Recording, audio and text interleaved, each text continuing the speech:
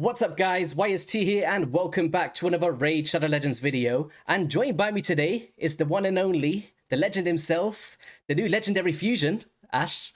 How's it going, bro? Really, man? Are you breaking some news on me right now, YST? I love it, dude. I love it. So cool that they finally turned me into a legendary fusion. It's awesome to be here, man. How you been? I've not been too bad. It's been a while since you've been on the channel. Can't recall the last time you've been You never here. invite me, you never write, you never call. It's awful, man. It's awful. It's all right. We'll get you on 1,000 times this year then. But... Hell yeah, your poor audience. But yeah, guys, what we're going to be doing today is something a little bit fun. So we're going to be choosing 5 champions each in the epic rarity that we feel are criminally underrated, but we're looking them at the way like Raid's coming to our door with Genzin. He's got his swords out and he's like, Ash, YST, you better choose the most underrated ones here. And that's kind of what we're going with, right? Yes, I mean, I love the intimidation factor. Yeah, man, I'm ready, dude. To be fair, I could have said the Wolverine. Look, we got the claws now. Indeed, man. Indeed. I was talking to you off air, man, but I want to get one of those masks, bro. But they were, I mean, I don't know if you share this with your audience, but like they're a lot more expensive than I thought. Yeah, some of them can get crazy, but are you getting okay? I'm not gonna put you on the spot. We'll get one for you at some point, 100%. Okay. We'll get one for you.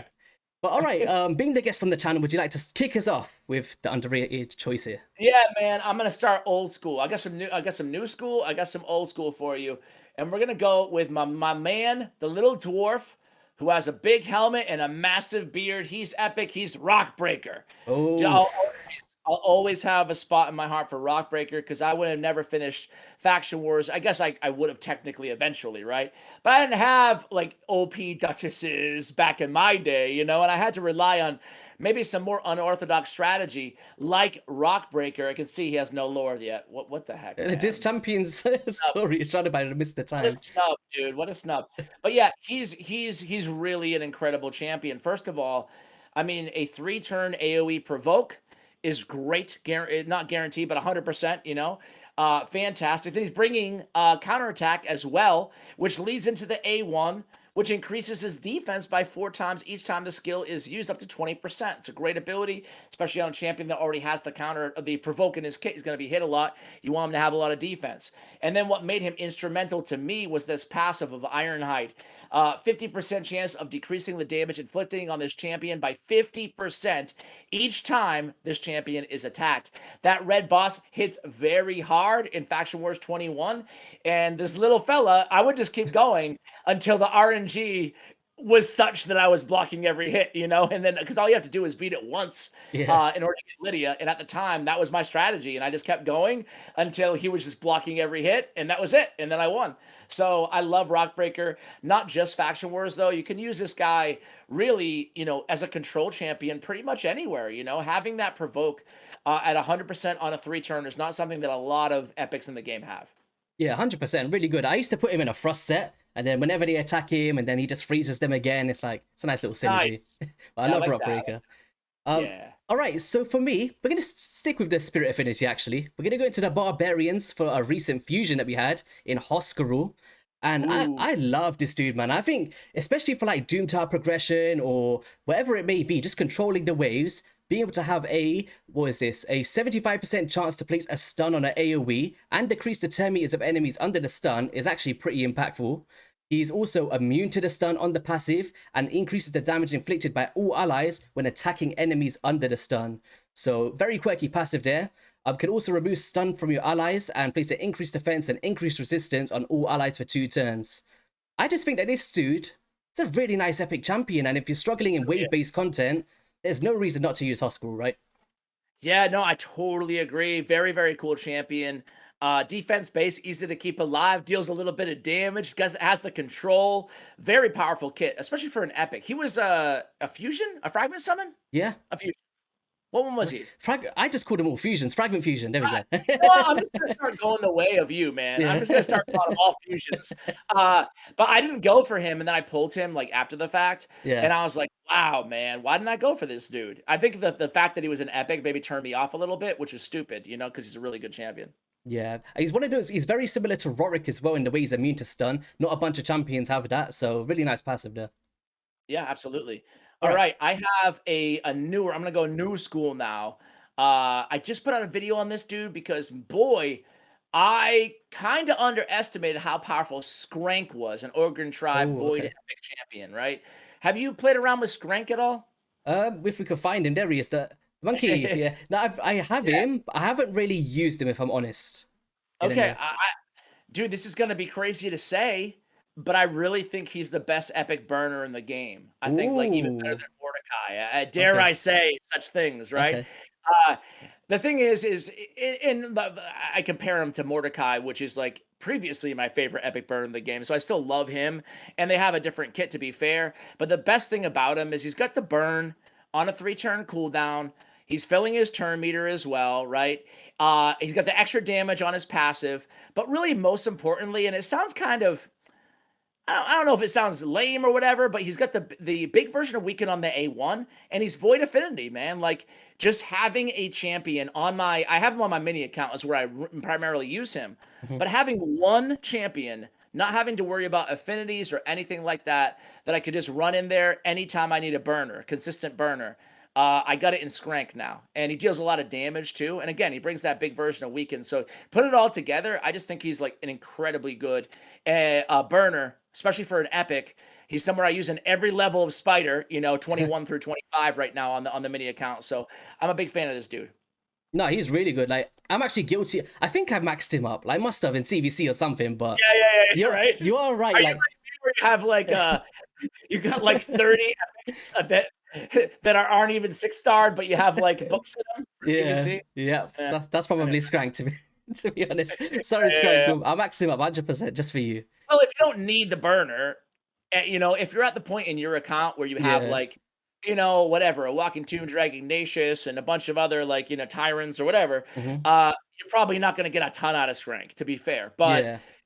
if you're looking for a reliable burner that you don't have to worry about affinity and you're looking at extra damage and debuffs, I mean, look no further. He's going to help out a lot of players who don't already have some of those super OP legendaries. Yeah, for sure. Well, actually, talking of something that I don't need is actually another Nuka. And then since you used to hype him up to me, my next champion, the Sea Dog. I almost put him on my list, bro. I like this guy. I love Sea Choke, man. Like, this guy, like, I didn't expect him to hit as hard as he does. It's not like crazy out of this world, but for an epic, having some strong multipliers around the board, he places like increased crit rate, increased crit damage, he places decreased speed, turn meter reduction, and all sorts. He just brings so much, and I love him for faction wars, but I feel like players that get him for secret rooms or just Doom Tower waves or even the arena, he's one to look out for. Like, I got a 5-star blessing for him, right? And this guy was just blowing me away. I was like, what? And he shoots out all of his missiles out as well, right? It's cool. Yes, dude. It's like in an artillery barrage or whatever, right? Yeah. He's kind of got a little Herndig motif going in his Yeah. animation. Yeah, I totally agree, man. Great choice. He is an just insane damage dealer, and he's bringing increased crit rate, increased attack, and increased crit damage on himself and on all his abilities. So just Yeah. maximizing even more damage. But you're absolutely right. You run him in one of those like Ogren only secret rooms or whatever, Hmm. he'll come out damaging almost every legendary. You're like, whoa, all right, way to go, Yeah. Siege Hulk. It's the AoE drop defense as well, like for an epic. Like, loads of Yeah, champions have it, but placing the increased attack before doing it, I feel is pretty nice for an epic for sure. indeed. All right. All right. Next up, I have. Dude, I talked a bit about this champion already, but I can't stop loving on Tuok the Wanderer, man. Uh, Oh, nice choice. yeah, he's a champ that I don't know. I kind of get the sense that the overall zeitgeist around Tuok is that he's a kind of average, uninteresting damage dealer or something like that. Hmm. But for me, he's so much more. He's just really. I mean, I'm not going to sit here and read the kit because it's ridiculously long. It feels Yeah. like, but I mean, he's got control on the A1 with Hmm. increasing the duration of skills of the cooldown. On the A2, he's got an AoE decreased speed and increased speed on himself. And then at A3, he's got a freaking 2-turn stun and a steal of turn meter of 50 or 100%. I mean, that is a lot of freaking control, especially for an epic champion. To me, there's no epic out there like him, in terms of the amount of control he's bringing to the table. Even the AoE decreased speed, I think there's like 3 epics that have that on 3-turn cooldown, Hmm. So like to me, he's a really, really good control and damage dealer. Yeah, no, I used to use him for when we had the faction games that did with Jedi setup. I actually had the orcs. Okay.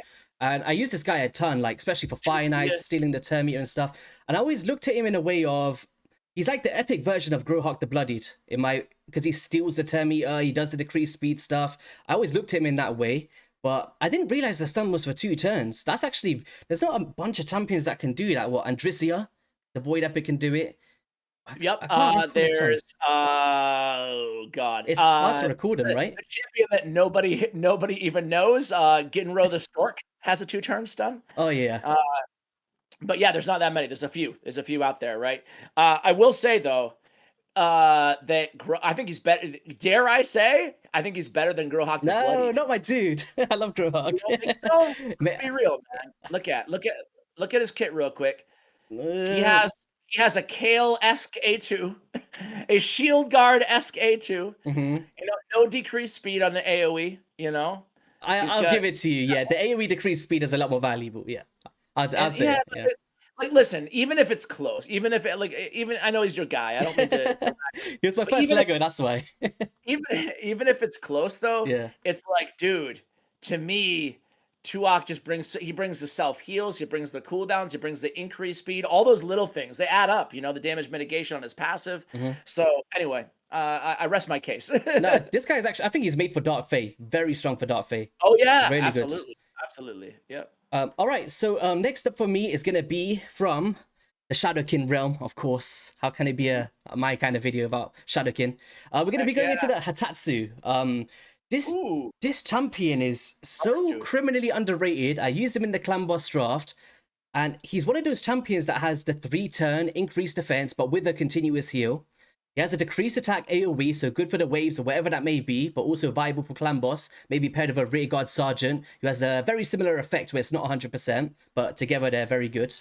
But he also brings a leech on the A1, allowing you to heal by 18% of the damage inflicted, and as a way to self-cleanse specific debuffs of himself. I think that this dude is remarkable for players, and I'd never see people use him. I don't know why. You know what, man? I totally agree. He's one of those champions that, think about it, like if he was introduced to the game, as a legacy, like in the beginning of the game, I feel like he would have the reputation of like a it's a bad comparison because they're different champions, but like a Tyrell, like I think like everybody would be like, oh, this guy's a boss, but for whatever reason, you're right, people kind of just skip over this guy. I think his kit is amazing, and there's nothing against him at all. Like, I don't want to make this sound like a dog, but I think that like they've introduced so many legendaries, right? That have like increased defense or whatever, like a Tatura Reinhardt or whatever. Like all these champions that bring some of these buffs that were so hard to get back in the day. That all being said, I totally agree. Getting the big version, I mean, he brings so much to the table, right? So like, yeah, it was crazy. Like if you look back at the clan boss draft we did, and I chose Hatatsu, everybody was flipping their chair. Like more than any champion, he actually got the most underrated pick throughout the whole draft because everyone was struggling because he does 3 roles, right? Leech, very hard to get, decrease attack, increase defense, continuous heals, and a defensive aura, all in one champion. So for playing multiple roles, definitely makes my list for sure. Absolutely. Only downside, the books. Only downside. Yeah, he likes to read, man. He likes to read. A little bit. But it is what it is, man. Yeah. I think he's still worth it. All right, I'm going to go with another old school champion. I think that people are starting to be a little bit on to Alika, the Barbarian Force Affinity. But my thing with Alika is I'm just going to be blunt. I'm just going to be short and sweet about it. Her A2 hits extremely hard and it's on a 2-turn cooldown, right? And then her A3, Disorient, it is a big girl nuke on a 3-turn cooldown that like is basically a mini Warlord Yumeko Basher type thing. It built into it. I mean, increasing the cooldown of all enemy skills by 2 turns is extremely powerful. Like, I don't need to tell you, but people don't talk about her as if she's like anything super special for whatever reason. They leave her name out of the small group of champions that have this sort of an ability. You can lock out everybody in the arena for 2 turns or kill them because she does that much damage. Yeah, I feel like she's kind of the forgotten decreased cooldown champion. Yeah, she is actually. Like, 2 turns is actually very impactful, and she's not slow. Like, usually these Nukas, they're like 91 speed or something, 92. 101 Yeah. is not bad. So even if you didn't want to use it for damage and you don't have a Warlord or your Yeah. Mako, this is a really good one for sure. You can use her as like a secondary damage dealer, put her in triple perception, Yeah. and have her go like right before your nuker as a control, but she could probably kill him too, right? So I think she's a really, really cool champion. She hits extremely hard. But yeah, man, that disorient, that cooldown. Sorry, my allergies are killing me. I told you off air. I'm like, I'm not like choking up because of Alika here. He's like, Anyway, Scylla the Drakes is gonna come I'm like, flying in. I know, right, man? Golly. But yeah, anyway, I love Alika.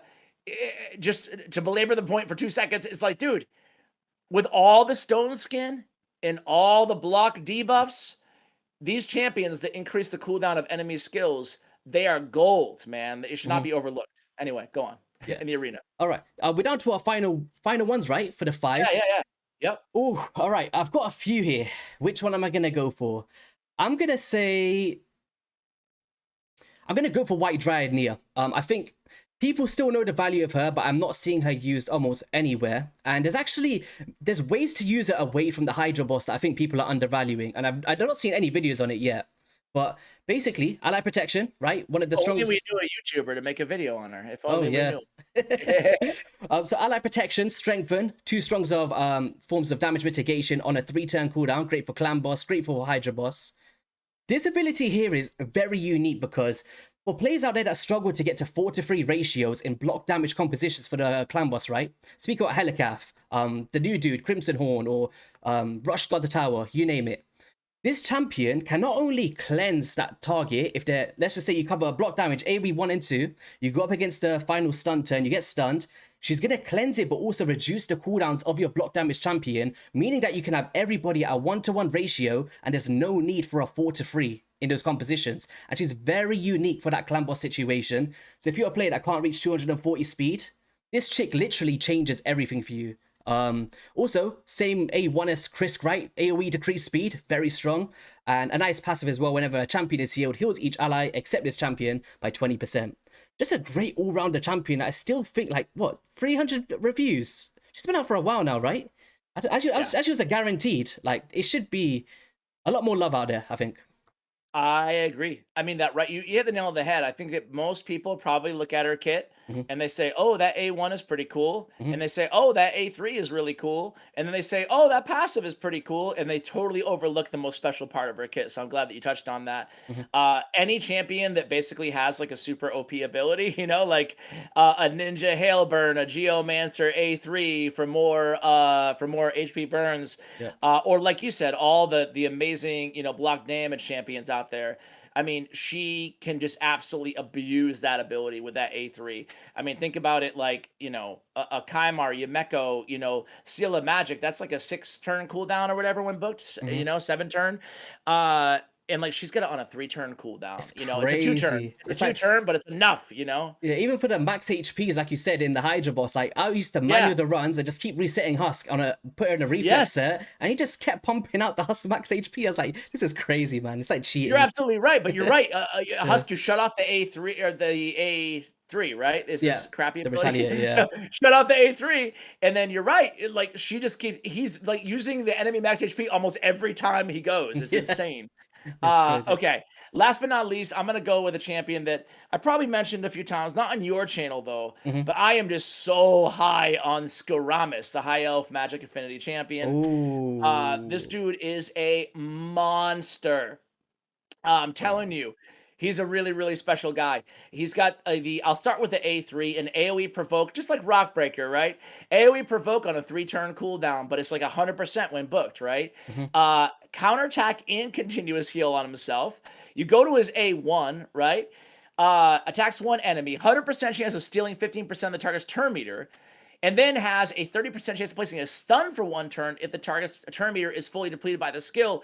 And of course, that synergizes beautifully with the provoke. So someone's attacking him while they're under provoke, they don't have much turn meter left because they just went, right? So it's likely to be fully depleted, and then you stun them. So you provoke and then go into a stun. You know what I'm saying? Yeah. It's a really powerful combo, but then it keeps getting better because it's A2, attacks all enemies, decreases the duration of all enemy buffs by 1 turn, and then has a 75% chance of placing a decreased attack.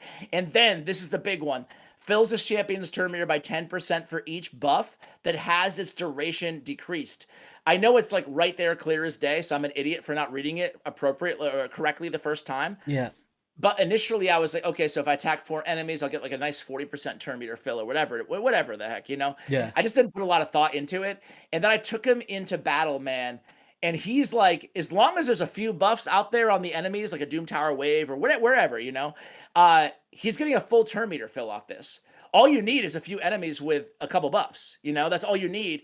And then, because it's going to be 10 for each buff, you know? Yeah. So, man, he's getting all these extra turns. He's getting provoked basically on lockdown. He's going in for the stuns all over the place. And I'm like, wow, this guy is a monster. And the crazy thing is he has good for HP-based champions. He has solid multipliers on his A1 and his A2. So he put out, like, for me, again, I put out a guide on him.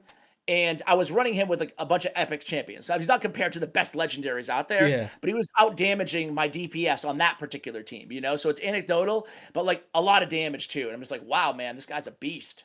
That's crazy. No, I think I don't even have this dude. Like, he's still grayed out for me. Crazy. He looks cool, right? He looks kind of like a... He's like a legendary looking version of Tyrell in a way. Yeah, right? It's cool. Yeah, he's a little bit of a spruced up Vergis or something. I don't know. Yeah. Did I have 5 picks? I can't remember. It's just before. I know someone in the comments could be like, "This is only 9 YST. It wasn't 10." Well, let's test ourselves here. You had White Dryad Naya. Yeah. You had who was before Hoskaru. that? Hoskaru Hatatsu. Seachulk. Hoskaru Hatatsu, Seachulk, and your first one was? That was it. Oh, so I do have one more. Okay. Go. Well, I guess the last. Well, yeah. Here we go. Bonus points. So my last one is actually, I'm going to stay with an old school champion. It's going to be Enchantress, and she is very, very strong in terms of the block buffs for 3 turns, guys. So talk about the Hydra boss locking them out completely. Pair this with another provoke champion, which she does apply in her kit as well for 2 turns, which is impactful. But I tend to open up with this, use another provoke for the first bit on Head of Decay. And then once I've followed around with the other abilities, then I place the provoke, and then you've got a full lockout to defeat the Head of Decay before he spawns back in, right? Very strong champion, even for like Nightmare Campaign, getting through the Valkyrie waves or the Doom Tower, the Arena to lock out the provokes as well for 2 turns. I think she's stood the test of time, right, for me. Oh, absolutely. And, you know, yeah, I agree. She can still be an absolute nuisance in the arena as well, you know? It's that 2 turn. It's crazy, man. It's only her. I think it's only her and Molly Tankard in the whole game that has a 2-turn provoke, right? But yeah, a great choice there. And you're right. Having the block buffs on a 3-turn cooldown, you know, that's really unique and solid. The one issue is like she puts that block active skills in herself, and then she can't really get the block buffs out. So what I tend to do is I use Immolate first, and then I lead into the provoke afterwards, and then that way you kind of have time to cycle around again, right? Maybe in Relentless or something. Yeah. When I haven't used her in a while, like full disclosure on Hydra, but back when I did in the beginning of Hydra, I actually turned off the A3, which, you know, back then it didn't matter, but that's the weird part about it. You're right. Isn't there, I know like this is probably 2 years old information, so I'm sure I'm wrong now, but like for a long time, you could get rid of the block active skills. No. It could be cleansed off. They fixed it? They fixed it, yeah, because now they put the text, debuff cannot be resisted, blocked, and cannot be removed. They changed it, yeah. I know Dibbles used to be able to take it off. Yeah. Okay, yeah. Okay. Because I used to run her and Skytouch Shaman in an arena comp, right? And Skytouch would just come in and cleanse the block the block active skills. I'm like, there we go. I tried it the other day on stream. I was like, oh wait, does she still do it? I took her into campaign. I was like, oh no, they fixed it. What was that cheeky pack there? But yeah, Ash, that was amazing having you on for the first time in a while. Anything you want to say here before we wrap it up? And all that good stuff. I want to say that I absolutely have been watching and enjoying your content, man. Love the positive vibes. Congratulations on, I'm not sure, I'm assuming you shared with your audience and stuff, but congratulations on joining with the Hades team. That's really cool. I get jealous when I see pictures of you guys all hanging out IRL and stuff in the UK, but keep up the great work and thanks for having me on, man. Oh, anytime. Whenever you come to the UK, then we'll go do something, I guess. But... Deal. I'm actually coming in a couple months, so get ready. Do you know what? Deadwood might be coming in a couple months as well. Maybe time it with him. It might be a good thing. We can all... We'll see. We'll see. Yeah. All to be seen. But yeah, guys, we're gonna leave Ash's channel in the description below. Make sure you guys go check it out. We are also gonna be doing a collab there as well. And yeah, we'll catch you guys in a video soon. Peace.